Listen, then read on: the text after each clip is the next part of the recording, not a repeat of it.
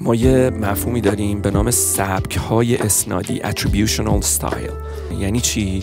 attribution یعنی اینکه نسبت میدی یه چیزی رو به یه چیزی. خب تو یه جایی یه کاری رو میکنی و جواب نمیده، تو اون لحظه جواب ندادن، کار نکردن، نتیجه نگرفتن رو به چی نسبت میدی؟ خب اینجا هویتت خودش رو لو میده.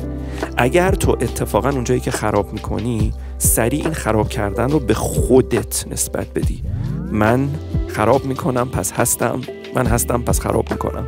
اینجا اون attributional style تو به شدت خرابه، بد داره کار میکنه، منفیه.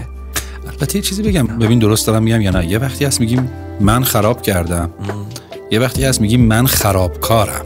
منظورم همون دومی است. آره، یعنی این که من خراب کردم چون من همیشه خراب میکنم. آره. منظور من این آدم خرابکاریم. من آدم خرابکاریم. من بلد نیستم. من بلد نیستم و هیچ وقت هم بلد نخواهم شد.